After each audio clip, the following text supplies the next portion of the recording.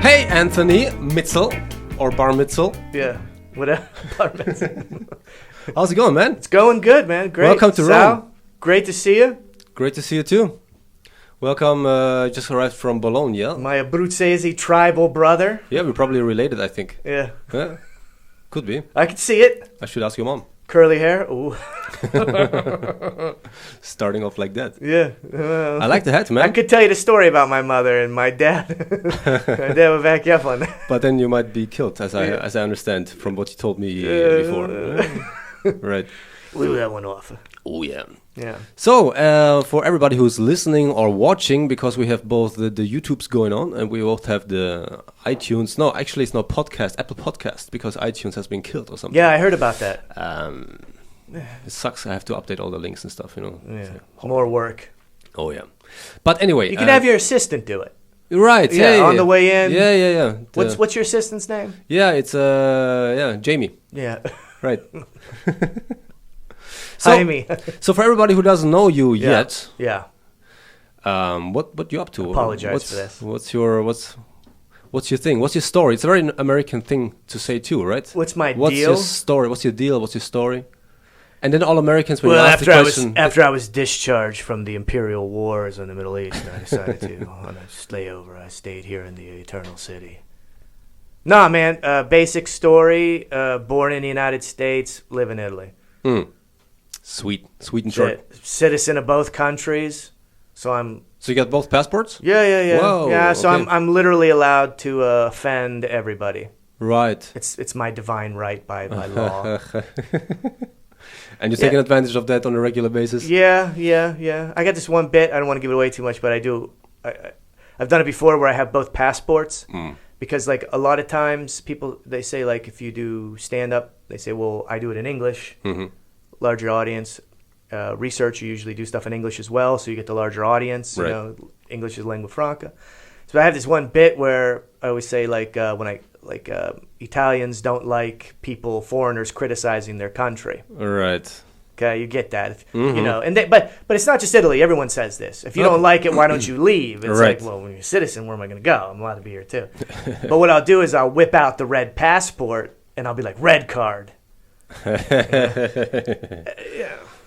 So this is my Ecuadorian. I like the hat, man. Potato. Yeah, it's lovely. It's a good hat. It is. Great thing. The great things about Italy: straw hats.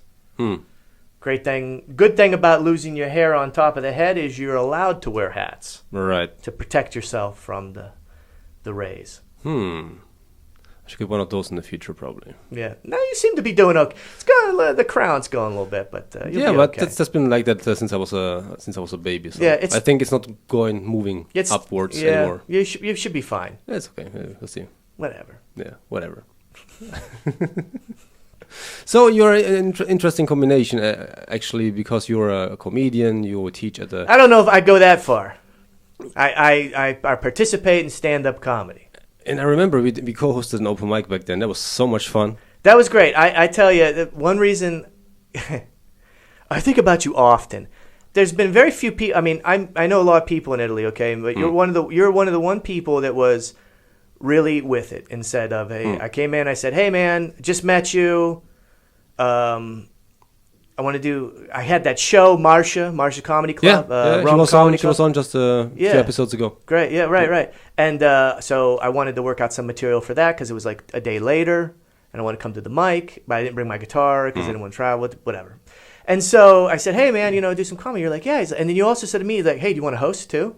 And we co-hosted, and I was like, that made me feel really, really welcome because I'm always like between groups, between places, kind of part of my work, and I'm always dropping into different cities and towns for conferences.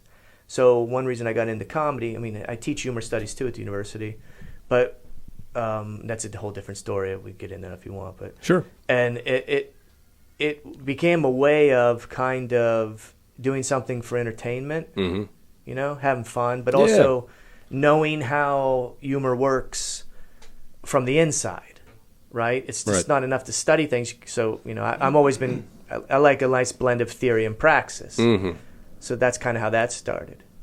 But again, not everybody's always super nice. Like, don't get me wrong, people are always generally nice, because I'm coming. There's no reason for them not to like me because I'm never in a scene. Wearing a hat like that, I'm sure everybody must be super nice all the time. Yeah, yeah. Well, actually, I mean, when you, here's the funny thing. This is actually like a hat, like farmers wear these hats, okay? Right. And I started wearing them because I work in the viticultura, these kind of things, working in wine. You need a good hat, right? You need a good hat. So I have a bunch of them. Or working in the garden, working in the yard. Okay. Ironically, when you wear a hat like this, people talk to me in English all the time. Really? They're like, foreigner, tourist. I'm like, this is actually a hat that Italian people make here that nobody wears because people don't wear hats anymore. It's like not cool. Well, maybe it's the fact that it hasn't been used in like 40 years, maybe that kind of. I have no idea, but usually people wear sun hats here. Right. But mainly peninsular and insular Italians don't wear hats anymore. Right? They some do, maybe like the older fellas. I remember Young my family people from don't. Sicily, they used to wear hats like that. Exactly, depends. But I think I bumped the camera. That's okay. But the camera's nodding to me, like, yeah. And the thing is, and I was always like, it always surprises me because, you try to do something that you might think is quote unquote not indigenous, right? Like, these are hats that are made here. These are what people wear here. You know? I fit right in. Nobody will recognize I'm American. Yeah, and then they're like, foreigner. But you want to know the grand irony of this whole thing? What's the irony? If I wear a baseball hat, which I have, because it's when I'm a bike commuter, so it's easy to wear baseball hats. Right. They think you're Italian if you're wearing a baseball hat. Really? If you're wearing NHL, well, not NHL, but NBL, I love New York. These Major League Baseball. Make America.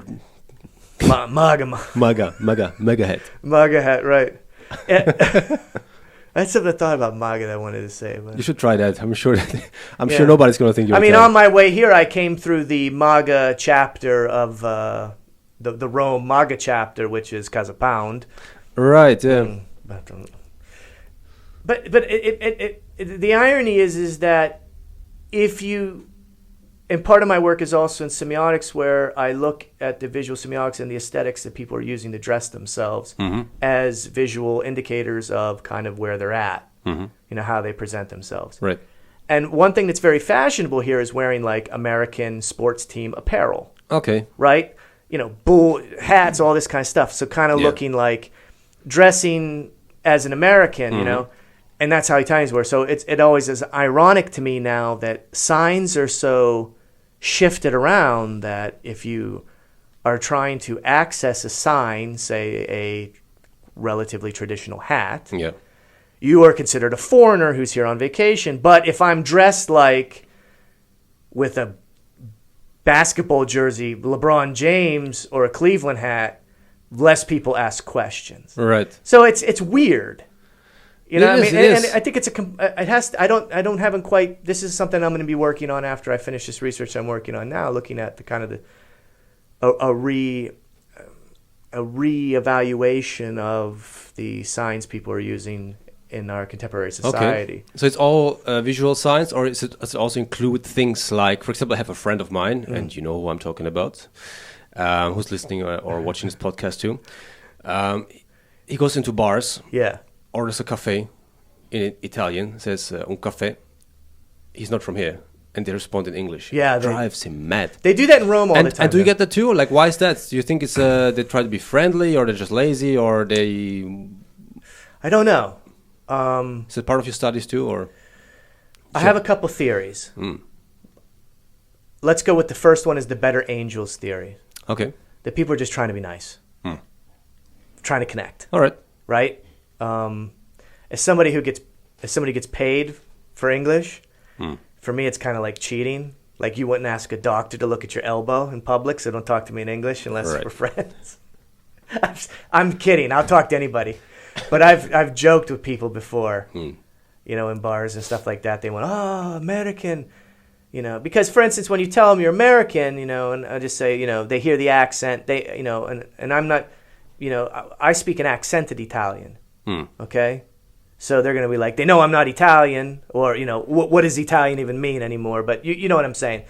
I wasn't born here. I'm a diasporic Italian. My family, part of my family majority family left Italy to go to the United States. I was born and raised there. My parents were raised there. Yeah, we got a very similar story in a certain way. My grandparents were raised there, so we're like an old generation. We're pre 1929, 1924 Right. when they curbed Southern European immigration to the United States. So I'm from that group of people, diaspora Italians, and people hear that and they start asking odd questions, as if like if you just came to Italy yesterday. You know what I mean? Right. They don't know that it's part of my specialization. But look, man, people are cool. So back to the original question, why they do that. I sometimes think people just want to be helpful. Yeah. Today, I got on the train. Really great thing happened today. I took a train 10 minutes ahead of the one I was supposed to take. I was supposed to take a Freccia Argento. I took the Freccia Rossa by mistake. The conductor told me, he's like, no, this is the wrong train. You were supposed to take the other one. I was like, oh, man, sorry. He's like, just go to 5. Don't worry about it. Let me go. He says, because I was supposed to give you a fine, charge you $50 and give you a fine. He's like, don't worry about it. So, look, these things happen. I'm sure they don't happen to everybody, though. Nope. Because I speak Italian. But when I first got on the train, there was a guy sitting here, and it's early. I'm not a morning person, I can be, but I was just like, I didn't want to bother the guy, and I was like, I just went like that. Yeah. And he's like, he said something like, he didn't snap at me, but he kind of like, what is it, fare la predica? Like kind of I did something. Preached. Yeah, not really, but just, he had kind of. attitudes. Well, this is the train that's coming down from Milan, so. Obviously, how can you not know? I didn't say, buongiorno, ingegnere. Posso prendere la mia sedia? But anyway. Oh, no, you're losing the hat. Oh. So, but the guy, he said something. He was kind of like, I don't know what you're saying. I'm like, yeah, I pointed there. There's only 2 seats. Let's figure it out. Right. Anyway. And then after I said to him in Italian, I said, look, I didn't mean to offend you. It wasn't my intention. No. This is one thing that, and I don't know how it is you growing up in Germany, and I had to learn in Italy that men kind of go after men verbally a lot here in the culture. And that's something that you don't really do where I'm from in the States. Okay. You kind of don't challenge people overtly because people will shoot you where I'm from. Or beat you up. So It's kind of like you just kind of let it go. But here a lot of people like to be a little bit more verbally aggressive. They don't mean that it's going to naturally become aggressive. Right. But that's a part of the discourse, you know what I mean? And it's one thing I had to learn, But the minute you kind of give back, then they're like, it's kind of like jabbing, But you're also from Youngstown, we learned. Yeah. Youngstown. I had to do that. Working class area. Because I think in New York, probably also people are quite aggressive with each other. Yeah. Well, people ask me if I'm from New York, and I'm not. Really? Because I think we have a bit kind of the attitude, but we're nothing like the New Yorkers live in a big metropolis. And we're, the place that I've been that looks the most like where I'm from is Germany. If you go outside Berlin to Potsdam, that stretch of Autostrada there, it looks kind of like I come from a lot of forest, right in the Appalachian Plateau leads up. So we're like in a high plateau. It's all flat because in Germany it's mostly flat. Yeah. I mean, I never realized that we don't live at elevation, but we're a couple hundred meters above sea level. Now I live almost at sea level in Romagna, where I live now, and it took me a while to get used to that. But yeah, man. What were we talking about? I think I lost my train of thought. No. Oh, Youngstown. You asked me Youngstown. Exactly, yeah. There's a bit of an attitude to Youngstown. My wife tells me sometimes, she's like, hey, you got to turn the Youngstown down a little bit. Really? Yeah, and it's not a subconscious thing. Like, I don't know. I don't know where it comes from. Probably get it from my dad. Probably just get it from... I find like Americans generally are very high energy. Not all. I know some very smooth guys. But generally, like, for example, what I asked before, what's your story? Yeah. There's not one American who doesn't have an answer right within a second. Well, I think that's interesting because Americans do have a story because they're all the stars of the show. That's what I mean, Yeah. And I've never really been like that. That's why I don't live there. It's tough for me to do stuff like this. Really? Yeah. Seems very natural to you. And you look a bit like Zucchero. That's what I just realized. Oh, is that? Sorry, no offense. I hope a little bit better. Of course, obviously. Yeah. So I think a lot of them, they do have a narrative because, Americans are special. All right. We come from a very regular place. Like I said, steel industry closed in the 1970s. And we lost the tax base. It's an ex-industrial area. They call it the Rust Belt. There's many, right. Detroit, Buffalo, Gary, Indiana, parts of Chicago. A lot of these places were just hit really, really hard. Cleveland, right. Pittsburgh diversified, Cleveland diversified, but they were already big cities. When you have little areas like Youngstown are between two polis, they never really get a big critical mass. I always, if you're familiar with binary stars, it creates a wobble. So when you get these smaller little satellite cities, they're always going to be losing out to the bigger cities. It's just how it goes. It's a trend all over the world anyway. Yeah, it is. I mean, it's definitely it's post-capitalism, late-stage capitalism, however you want to, whatever your dialectical choice is. But yeah, You think capitalism is dead? I think it's working quite well. I think it's I think it's working exactly how it's designed to. Without getting into, we've got massive amounts of wealth and enormous wealth and quality by all right. metrics. It's even worse than in the 1920s. The difference is, though, people have food. For lack of a better, war is, in a sense, by the majority of the population, has become rendered obsolete in most of the major historically war-producing nations. Right.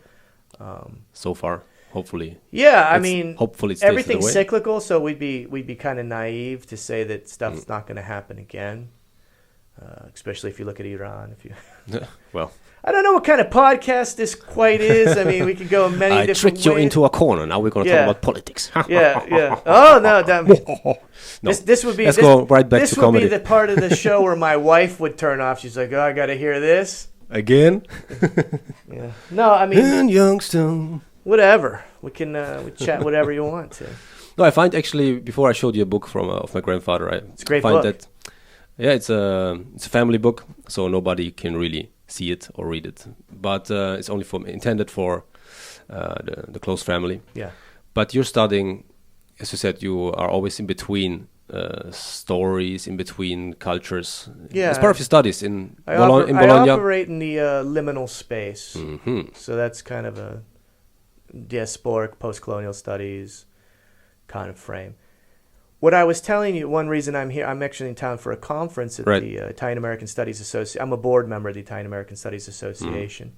We're having a symposium in collaboration with Roma Tre University, which are hosting the Summer Diaspora Symposium as well. And that's done to the John D. Calander Institute of Italian American Studies out of New York City. So I recommend that anybody who wants to know about Italian American studies or even cultures that are in between diaspora studies, they can find stuff online. If you want, you can post links. They're doing some really interesting stuff with the generation. Because it's one thing I tell the students at the University of Bologna. I said, we're starting to get students who have one parent from the north, from the south, and this has been going on for a lot of years. And I said, the big question over the next 50, 60 years is what's Italian? It's changing, and it's always changed. And Italy is positioned its position in the Mediterranean has always been a point of departure and a point of arrival. And so everyone's kind of like, what's going to happen?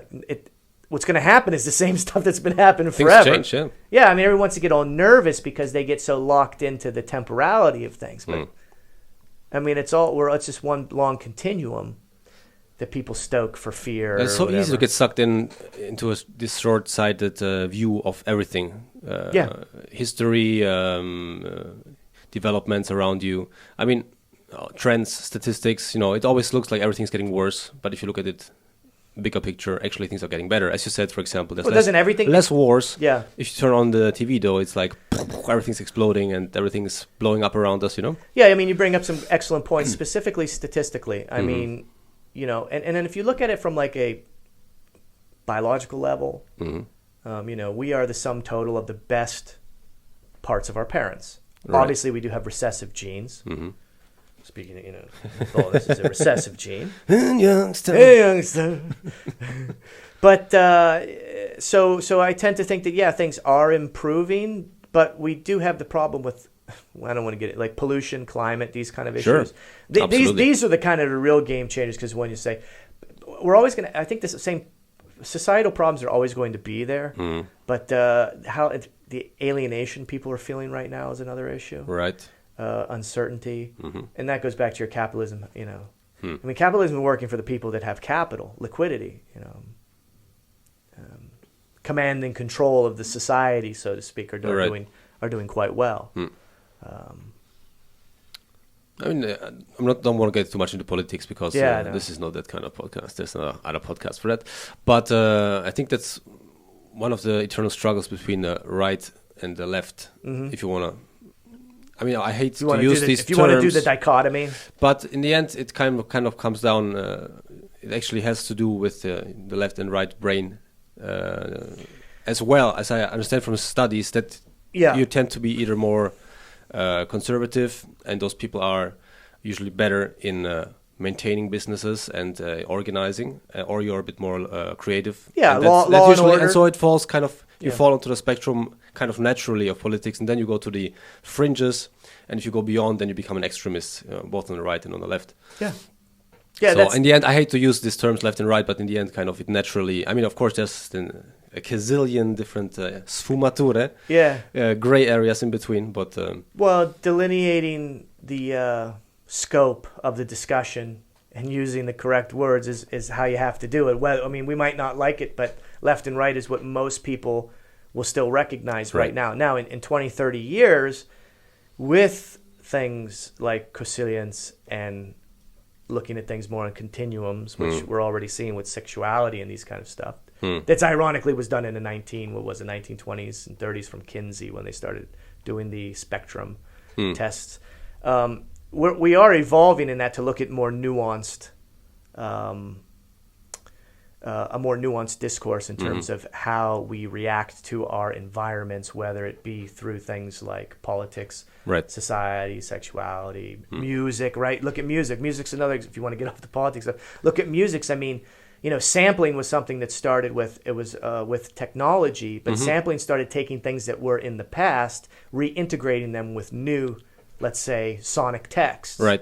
And then that started generated a whole new thing, right? They say that, history doesn't repeat itself, but it rhymes. Wiki, wiki, wiki. Wow. Yeah, right, exactly, right. And so these things, there is history's not cyclical, it's more of an ellipsis. Like the Earth's orbit, like it's ovular. Ooh, that's deep. You know what I'm saying? But it never comes right back to the same place because we're continually moving throughout our spatio-temporal reality, you know what I mean? No, I mean, like for instance, today we looked out your window and you have that graffiti, the art. It's art. And what's it of? The Pantheon, right? The Oculus. Okay? So it's remanifested itself on this side of town. So you can see it's it's a simulacra of the original. Right. It doesn't mean I like thinking about it that way, yeah. It doesn't mean that it's any less value. It doesn't mean it has any less value. Of course, it's not the Pantheon, but before the Pantheon, there were other things that were operating. So, since you are looking at to get back to the studies, since you're looking at what Italianism, you said it's going to be one of the big questions in the future. What does it mean to be Italian, right? Yeah. What's the biggest misconception that people have when they say, for example, already the idea Italians first. Oh, Jesus. That's something that's coming up. Italy first, Italians first. I mean, it's something that's all over the globe with put in the name of your country, in the empty brackets. Alia acta est. Exactly. How do you translate alia acta est? agli acte est. Yeah. Make Italy great again. Right. So what do I think? I think many people. What do you think? I think. Tell me what you think, and okay. And then I can, we'll right, riff off. Riff off I think that. first of all, many people don't really think about it when they say that. So yeah, it's like a gut feeling that comes in, like Italians first. So you just live in a small town. It's a great point. Reactionary. Yeah, you live in a small town and you see the same faces driving up and down the roads. The old people sitting there on the benches, and you've been knowing your neighbors for years. The pharmacists, lack of experience, and they're all the same people. And for you, I think they are Italians.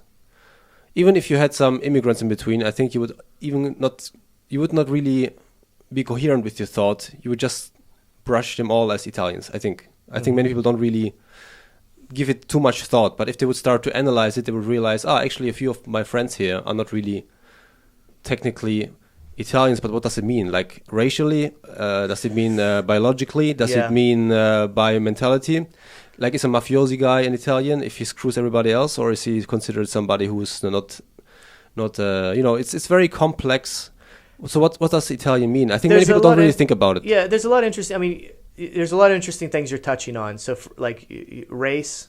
Mm-hmm. Well, we know that's. I think that's an artificial construct that came out. I right. mean, I don't even engage in stuff like that because it's already engaging in race discussions is.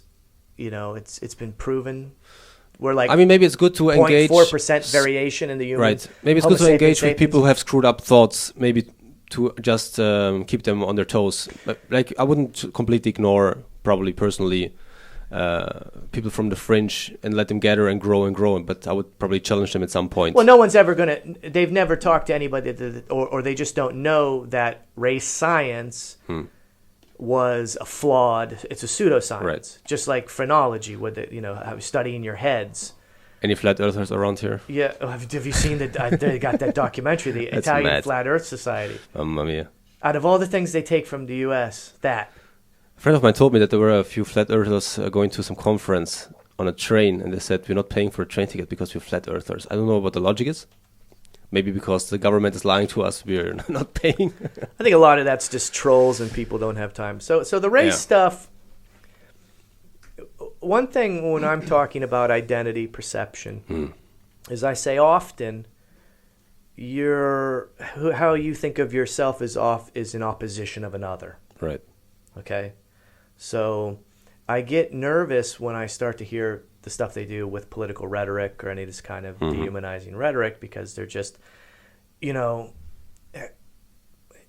okay, so for instance, I'm an American. I identify as Italian American, obviously, through lineage, through history, through citizenship.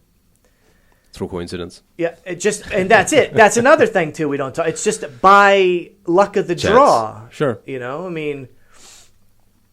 But we have to be careful because all of that stuff is kind of artificial too. I mean, even Italy. Right. I have students. I always go over Columbus Day because it's such a charged thing in the United States, and people always says, Christopher Columbus was an Italian navigator. I'm like, whoa, hold on.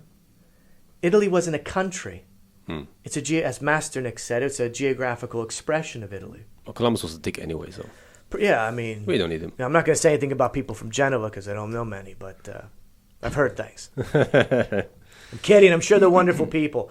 But the thing is people, back to the original question, is they don't delineate the scope of what they're talking about. They just said, I don't want this person here because they're not like me, which means they're not familiar with them. Right. And we all know that once people become familiar, they create friendships. Once they become familiar, that's the thing, yeah. Yeah, I don't want these people here, but then after a while, everybody's friends. Something came into my mind and thought I wanted to tell you, and then I totally forgot about it. It's the opposition I'm sure it's gonna come itself. Back. Yeah. But I mean, one thing I noticed, for example, because my family, they all live in Germany now, but they're all Italians, obviously. Yeah. But I think it depends. Like, there are conflicts that arise. I think that's one part of why populism right now is so prominent, because somehow these conflicts have not been addressed, or people don't feel like they have been addressed seriously enough. In the sense that because conflicts can arise. Not they will arise. They can arise. And the example I want to make is from family, as there are parts of the family in the past that integrated nicely, learned the language. Like my grandfather, I showed you the book before. Yeah. Like he learned German right away. Like he just sat down and studied and everything, you know. And there's other parts of the family. Well, they wanted to be there. He wanted to be, well, it was a necessity in a way, but he really was driven to provide for his family. So he had really a goal to be there and give his best. And goal's an interesting. Right. We were talking about before. We don't have to mention them, but a goal like wanting to do things. Right. I'm sure there was also fate involved, of course, and because he had obstacles to overcome, as many people who emigrated, like racism. And, part of the human condition. Yeah. And then competition amongst with other Italians who also wanted to thrive there, you know, and right. So. But some other people in the family did not want to integrate, or they were not capable of doing it, or whatever. Like they didn't learn the language, so they were always a bit behind on certain things. Yeah. And also other families I saw that were not direct family. You know, they had troubles. Some got themselves into troubles, crime and stuff. So it's something that can happen. But I'd like to point out, like any ethnic group. No, absolutely, sure. I know you know that. I'm just saying for the listeners. Yeah, of course. I mean, or the viewers. Are systems that in the work I do with culture, I look at culture as systems, and they reproduce. Oh yeah, totally. The aesthetic components of them can be changed out from one to another. Right. There are core attributes though that keep, but nobody wants to talk about this to the public to help people understand that these people coming into your city have families. And to be quite honest with you, we see a shift. We see a lot of conservative people being more anti-immigrant or with Brexit, But what people don't talk about is, generally speaking, a lot of migrants and immigrants tend to hold conservative values. Right. Mexican Americans are some of the most, they're conservative Catholics, right? But they don't have anybody in politics in the United States that represents them as the conservative, because the conservative party, the Republican Party, has turned their backs on them. So, Lega and these other groups here, without getting into politics, but just from a cultural angle, they're missing an opportunity with a lot of these people that if they would just push down the rhetoric of hating you just because of what you signify to them as opposition to your ethnic identity, to your geolocation, your spatio-temporal position, and maybe look more on the cultural values you want to get in, these people will... I don't mean these people in like these people. People will generally want to get along. I mean, that's just. I've been in a lot of different places. You too. You live here. You meet a lot of different people. People want to get along. I think. And conservatives. It makes sense in a way that they are a bit more suspicious of new people coming in, because that's what's in. Like, you want order. You want things to stay the same way, conserve them. Look at the walls in this city. Every Italian city has walls. Right. We don't have to build them. We have to actually we have them everywhere. Hey, there's a business idea. Well, the biggest. Don't you need one in the States at the moment? Wasn't there this guy? Right. The wall's a metaphor. People build those walls in their heads because of fear. And I don't want to get into economics, but I think a lot of what we're seeing now is a reaction to late stage capitalism. I think so. Yeah, and I don't think that. Don't just take it from me. Read stuff. If you look at Paul Mason, I think English fellow journalist Paul Mason, Post Capitalism, great book. And if you look at a lot of people who write on these things that are way more informed than I am, this is a this isn't just coming out of nowhere. These things. This is that that elliptical thing coming back. I'd like to have an economist on one point, because do you think it's an interesting question? Do you think that it has nothing to do with our main study fields that we pursue, or our main topics? But do you think that capitalism, that is a perception problem, that we are actually really living in a wealthier society than ever, and we all have more means, we have money, things. But the crisis is a perception problem, that we see people who have much more stuff. So maybe it's also the perceived dissonance between those who made it to the top and the difference that is becoming so humongously just look at Jeff Bezos from Amazon. From Amazon. Well, I think that I think in the system the way it is now, and I've been thinking about this because I just saw that documentary of the, I can't remember her name, Elizabeth Knowles, I think, from Theranos. She had that startup that was going to do blood tests, and it's been on Sky, and I just watched but the one that she faked, they faked the whole technology behind it. Yeah, but I don't think she faked. She had the idea, but everyone told her it's impractical. Engineers told her it's impractical. Everyone told her it's impractical to do. You just can't do it. She kept it up, but what it was indicative, and if you want to talk about kind of like the nexus of technology, money, ambition, capitalism in the United States, it was a perfect. I think of the late, like middle stage or late stage technological stuff Silicon Valley is, people propped her up from both inside the government and the private sector because they wanted to get that next big thing. I say it all the time. The next big, we don't need new big things. Okay, I'm tired of seeing the next big thing. I'm tired of the phones changing all the time. I mean, one thing you learn about in Italy is, with food, is don't change it. This is the way it's. You know, you can have new stuff, you can do some stuff, but we still want the stuff to stay the same. I'm not trying to make a conservative argument here. No, I know. And it's you guys who put the pineapple on the pizza, you know. There's oh, God. That was your fault. There's tested things that work. You know, if we want to be on both sides of this coin. I'm trying to say here, but a lot of that was people were trying to get on the next big thing. In the United States, there's that kind of cult of materialism. So to your original question of do I think people just have more things now. And they equate having things, and obviously there's people who know much more than me about this, so it's not like they equate with having material objects and the materiality of life as being the success. And then that, I think, feeds into with social media, Instagram or influencers, that begins to make people want more. Right. But here's the big problem, is that wages in the Western world are stagnant or dropping. The capitalist systems were designed, capitalist economies in the West, Western Europe, and the United States were designed to have purchasing. People needed to purchase, which means people had to have jobs to make money.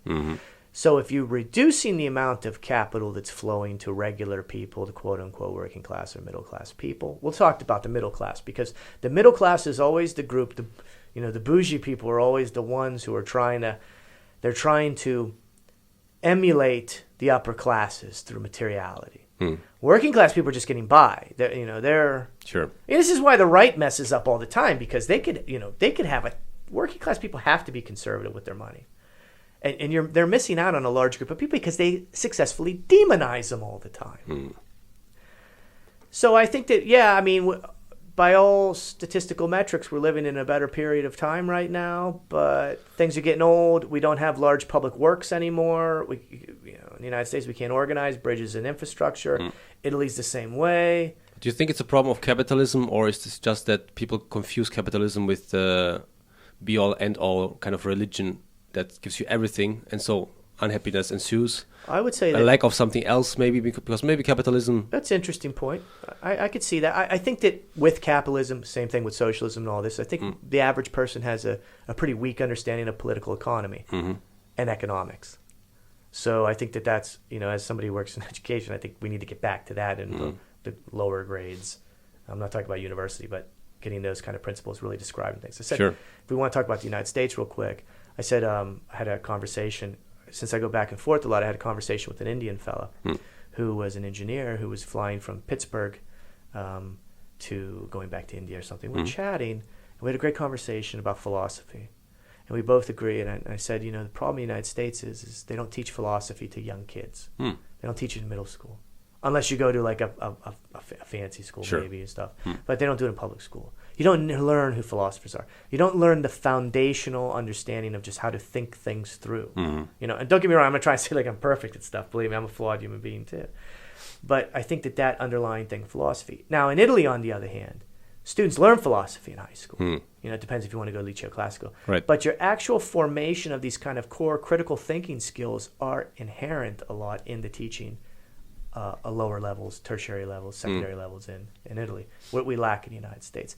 And what does that do? I think that makes people susceptible to materialism in the United States.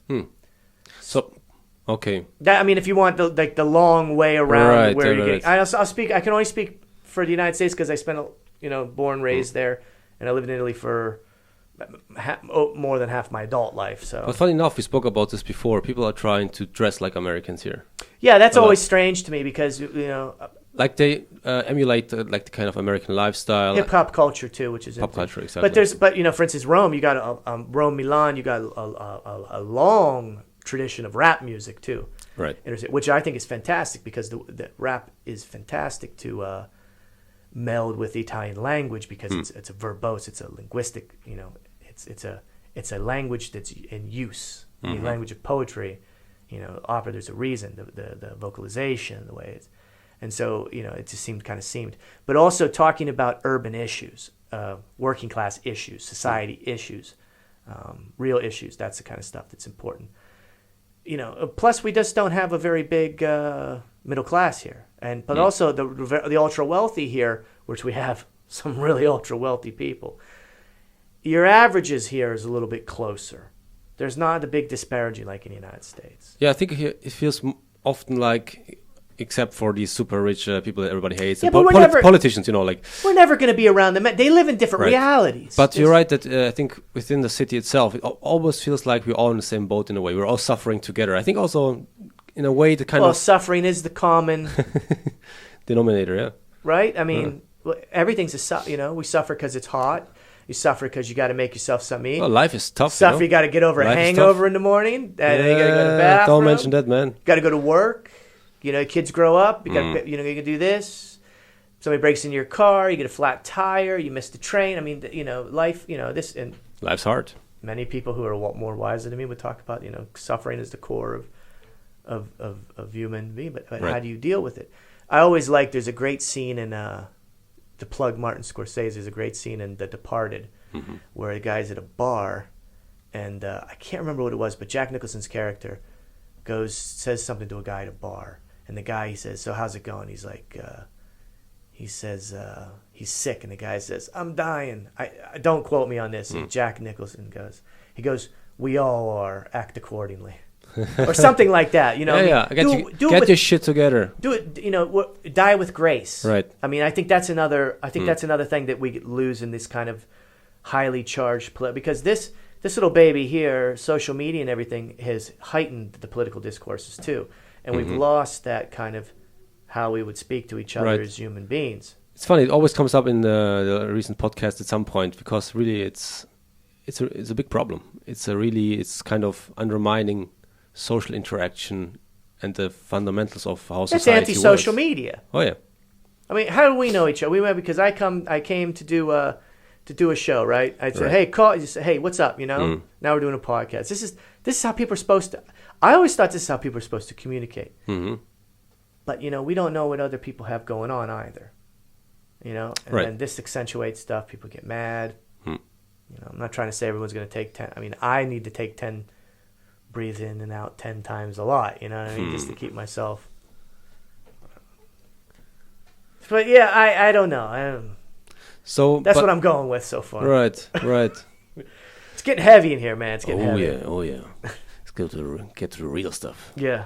So, but to get back to the Italianism that we started with before, Right. Just right. to, You were telling me about Germany. I mean, that's yeah, exactly. 'Cause So I said that conflicts can arise, but you rightly responded to that that's not inherent to any nationality or race or whatever, and that's true. But then the problem is that many people living to get back to the small village example, see new people arriving, they don't know them, they Right. don't trust them, and some of them do bad stuff, as would do their own probably, because statistically that's what happens. But so I understand from their Exactly. point of view why they get upset about them and why it's so lazy and easy to be like them. We don't want them because they just drive up the crime, and maybe crime really gets up because more people come into the town. So statistically it's normal that crime goes up, and I think the reason that populists have become so popular is because no political fraction has really addressed that problem from the right angle. Like they maybe just ignored it, already acknowledging that, okay, there might be some changes, but look, it's normal, it's statistically doesn't make a difference, and let's work out a way so we get to know each other. So that, I think programs like that and strong stances were not really communicated, were not really, no answers were really given. Yeah. And so people were looking for answers, and so they went to, or are still voting people who they feel like have the balls to really I think take action, Yeah, the characterization. Whether they do it or not is a different question then, of course. Well, that's the art. That's the art of rhetoric right. in politics. Without talking about specific individuals, I know that one of the main parties in power right now in Italy uses a lot of social media. Mm-hmm. So they crunch a lot of data for their messaging. Right. And so sometimes that, with framing of rallies and these kind of things too, right. We've seen this before in the States. It gives the impression there's a lot more people doing that. Mm. So, for instance, if we look at the United States context, when we talk about core Trump supporters, we're talking about MAGA. Mm-hmm. It's about 30%. Mm-hmm. Of that, I don't know how many people are hard into that. It's also a big chunk that just always voted conservative, and so they just vote him because he's conservative. People are just not out anymore. Hmm. I mean, we're on the phone. Even when we're out, we're on the phone. Right. People aren't going and moving and talking to people and stuff. It's so addictive. I catch myself the whole time, and I have to also take a few minutes and be like, "What the heck am I doing?" And put the phone back into my pocket, and then you're observing around to see everybody. Yeah. Staring at the thing. Well, the phone's a gun, man. Mm. You can hunt with it, you can protect with it, right? Or you can really hurt with it. Mm. Metaphors, man. Yeah, I think a lot of these people. Okay, I'll give you an example. So what you're talking about, I heard somebody say something similar to that, and they said, this is my country. Mm-hmm. That's one thing that always makes me laugh. Well, no, it's not your country. It's everybody's kind of country. Right. And I go one further. It's not your country. You don't issue yourself a passport. The government issues you a passport. Mm. You belong to that country. Right. So let's tamp down the rhetoric from the 1940s, 1920s, Ventennio type stuff, because it's not helping. It's not going to solve issues.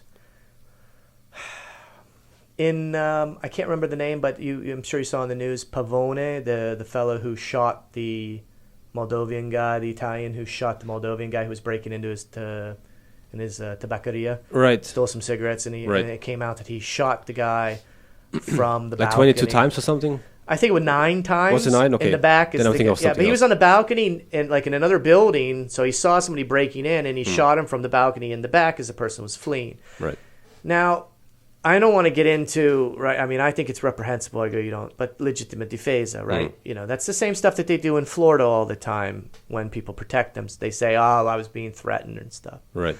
But what was really indicative, and I think that it goes to your point, if I had to give an example to illustrate what you're talking about, is the people were come out in force and were marching in support of the person who shot the other person. Mm-hmm.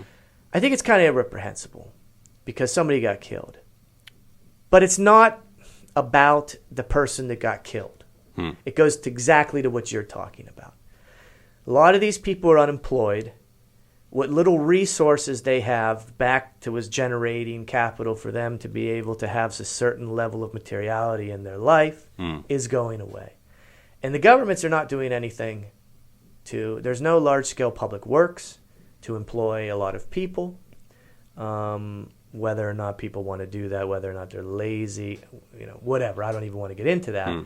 I'm just saying there's not much leadership coming from our governments. Or even lower taxes enough so that more businesses can actually start, I mean, lower taxes. That would be a good way. Well, it depends. Then it comes to political questions like what do you do with the money and should you invest it into big works? I mean, then we come down to philosophical questions about what kind of business economical system works best. But I mean, we need more. Obviously, there needs to be something more with ethics. I mean, and if you do something unethical, you should be banned from doing anything with public money and just done forever. I don't know. I'm not a politician. It just seems like you seem to get the same people who are getting in trouble for doing stuff, and then they say, well, that's how business is. Right. So I don't know. I mean, is it a cultural problem? Is it, Do you use any of that kind of material when you write comedy too? Like, do you talk about that kind of stuff that you're in between cultures and in between? Yeah. I talk about when I was teaching English privately when I first started out. I don't talk about the university though. I kind of keep that separate. You want to keep your job. Yeah. Actually, most people don't even know I do that stuff. I've done it for a while, but I always people say, "Oh, why don't you post stuff?" I'm like, "I don't know if I want to," because it should. I kind of keep them separate. Right. I'm an adjunct, so I don't talk anything about the school though or the students. Right. For me it's a privilege to do that work. Mm-hmm. I don't want to say it's a calling, but it's what I do. Right. But yeah, I do talk about social stuff. Usually I talk about the United States. Well, I do like talking about daily stuff in Italy though, because part of American stand-up comedy is to be critical of the society you live in. But then again, as I've said, a lot of times you get people in Italy who are like, why are you saying that about us? And since American-style stand-up comedy is kind of a new thing here, relatively new, you have to be able to take that kind of criticism. Right. It's not just about cinema panettone, girl in the thong, oh my God, titties, or like the stereotypical stuff that you see, which don't get me wrong is funny. But if you're high. Yeah, okay, that's fine. But I'm just saying, I mean, I don't, is the crowd laughing? Are you saying things that, comedy for me is, how I talk to you is how you talk to an audience. You just got to punch it up a little bit to make some kind of funny stuff. Got to be a little self-deprecating. You got to just... there's something that's missing in the Italian... you just got to be honest. Stand-up humor. Stand-up, what do you call it? I work with a lot of great comedians. I mean, I do a lot of shows out of Bologna, and we've got some great comedians out there who are doing stuff off the beaten path and with no recognition because, hey, if you want recognition, it's Milan or Rome. It's the only ones, which is fine, but that's just like in the States too, right? Los Angeles, New York. Big cities are the centers. Everything else is the periphery. With social media, though, and this kind of stuff, though, it kind of is a game changer. Yeah, man, I think for me, it's just got to be honest. I don't come... Maybe I'll do characters and stuff, but I usually try not to. You got a lot of... I noticed in Italian stand-up is that we have a lot of people who are actors and actresses doing stand-up because in Italy you have the tradition of the cabaret. Right. And it's very blurred.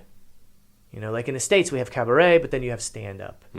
And a lot of the times they don't meet up. Mix. Actually, in the States there's antagonism between actors and stand-up. Really? Yeah. Stand-up comedians would say you either do stand-up or you do acting. Okay. It's not just a sliding door for stage time because a lot of times actors and don't get me wrong, and I've done some, I've done acting stuff in some short films and stuff like that, but and I like it, but a lot of the times people see stage time and they want to go out. What I think, I think that in Italy is great because you have a very a long history of the theater. So I would like to see, instead of maybe actors and actresses doing more stand-up, to do more theater shows of more social relevance. That's the kind of stuff that I like to see. Yeah, man, but there's fantastic comics. It's getting more and more people. I'm more and more people. I do it in English. Not many people do it in English at all. They do it in Rome, obviously, because but where I'm at, we have a lot less people. But people are my audience is usually, they understand. And if you can hit jokes and people who are not really speaking your language or half and half or 75% or 80%, then you should be doing okay with audiences that are speaking native speakers, because I've done them both, and, but I don't know what else. Right. Anyway, I got the show on Friday. If I plug a show Friday night. Totally. What's the name of it's the Joker's Comedy Club at the Mackay It's like a tikka. It's a tiki bar. Tiki. I know it's Joker's Comedy Club. Right. In Ostiense. Exactly. Pyramide, that area there. Yeah. It's kind of. What time is it? At 9 o'clock. 9 o'clock. Usually those things start a little. I think I have it right here. I was gonna post something. You can find it on my. You can find me on I'm on all the socials. And tomorrow on Friday the 21st of What do June, you got going? 2019. Tomorrow I'm playing with my band, unfortunately. Do you have a wedding? Yeah. Nice. Now, what's that like? What's that like? Yeah, what's it like? You having fun? Well, it's fun. It's a lot of work though, because you hold a lot of responsibility, because it's the most important day of two people. Right. And so you cannot screw up one thing. And so you must be... you do a mix of the regular wedding songs. The stuff you posted, I commented on it. There was a guy who was just sitting there with his drink watching you guys. Oh, the guy next to the stage. He was just so into it, and then after he starts moving around, and I was like, "This is fantastic! I mean, this is what it's all about." Right there, yeah. So yeah, it's a lot of fun. It's a lot of hard work too, but weddings in Italy. I mean, come on, you got to be crushing it. No, it's fun. We get to travel around a lot, see a lot of different places, eat nice food. Well, if you need a comedian to open up, yeah, could be an idea. I can work clean material. The wedding stand-up comedian. Toasts. You play. Paul. You play with, right? Staunton, right? Yeah. Yeah. He's a good guy. Just try to call me. Actually, I'm gonna check what's going on there later. But yeah, Paul and two other guys. Yeah. I don't know if Frankie and the drummer. I don't know if I met the. I don't think so. No. Yeah. No. Yeah, that's fantastic. Mm-hmm. Yeah, it's fun. Plus, you got the setup of the heysal podcast. Oh yeah, you cannot see it here right now because we don't have the third camera active today. But it's got fantastic. It's coming along. It's coming along. I like the studio. Yeah. I like the guitars, the gitters. Thank you very much. You should. Well, maybe next time we prepare something, we rock it out or something. I don't have to set up. It's a bit of a temporary setup at the moment because I moved to the other room the other day. Oh, really? I moved everything just back. Oh no! Yeah, so it's. I know how that goes. I've had to move from my. I record. I was obliged. I'll plug my podcast. Oh yeah. The Life with Anthony Mitzel. If you're interested, it's on SoundCloud right now. But we will be moving to Apple, iTunes, or iPod, or whatever you call it. We'll be on all the socials. Then when you get a chance, come on the Romagna. Amazing! I will do that one. Totally. Bring your lovely Morosa. Oh sure. We're close to the beach. I like it. I like it already. Should do a beach podcast. Yeah. I was thinking of doing it. Bring the whole gang. I don't care. Oh yeah, sure. How big's your house? I have a compound. Nice. Yeah. We have a house. We don't have an apartment or anything, so we got room outside. Amazing. Got a 55-gallon drum barbecue. Just a half oil drum barbecue. There's no oil in it, so okay. Some good old American barbecue. Nice. Yeah, man. Amazing. Well, you're having the conference today.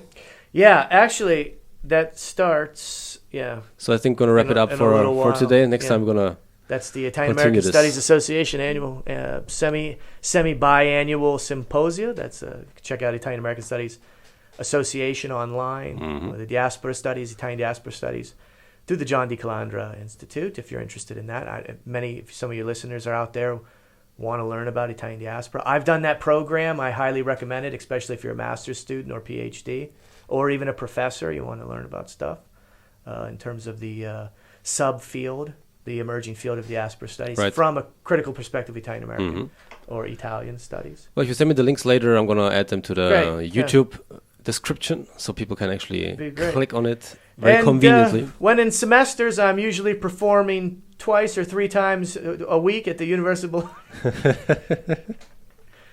Those are not free of charge. You have to actually enroll to go to those, but they're good. So it's worth it. Great students. I mean, as a linguist, I have to say the quality.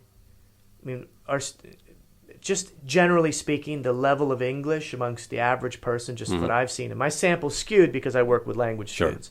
But I think it's kind of going up. It's bumping up a little bit. And that, if we want to end on a good note, this right here is enabling people to communicate. Thank you, Steve Jobs. Yeah. But they need to keep. But they have to realize that language is for communication, Right. And it's not for rhetoric. I mean, it is for rhetoric, of course. You can misuse it as a weapon. Yes, but if people want to bad. start saying this, well, hold on a second. Look, you don't like. Well, why don't you like these people? And to be quite honest with you, if we want to be fair, you don't have to like everybody. Right. You know, no one's asking you to like everybody, but we do have common respect. We share this place. Nobody owns us. The countries own us. We're property of the government. But we are free, Right. so with that comes an obligation to just be a mensch. Right. You know. Well, I think that's a beautiful way to end the podcast. Anthony, So great to be here. thank you so much for coming to Rome. My Abruzzese Highlander cousin. Daje. That was not Abruzzese. That was very Roman. All right, guys. Thank you very much for listening to the heysal podcast or for watching this on YouTube. You can find the latest videos, this episode, of course, on heysal.net. Join us on iTunes, or now it's Apple Podcasts, Spotify, and all the other social media, wherever that is. Yeah, and you can find my stuff on. And you find Anthony's stuff AD online. Mitzel, Instagram. And you will find all the links Twitter, to Anthony's stuff on our description. And you send me all the links, and it's going to be happy times. And come to Italy. Yes. Thank you very much. Bye-bye. Thanks, man. Ciao. Ciao.